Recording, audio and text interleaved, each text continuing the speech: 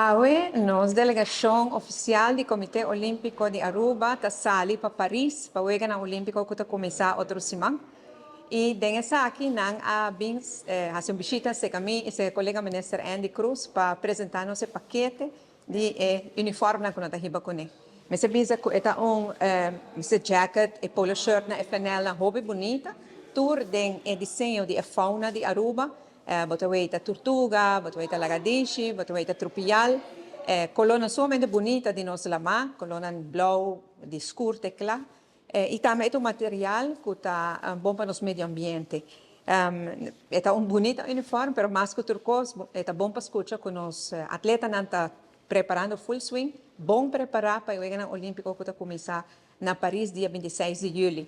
De que não, me deseja a inteira delegação e especialmente os atletas, hope êxito, cargo do embaixador de Aruba, que vai e nós está orgulhoso de você cava, pelo simples hecho que você não está participando. Nós seguimos o Jogo aqui de cerca e nós celebramos que você em cada momento de experiência na Paris.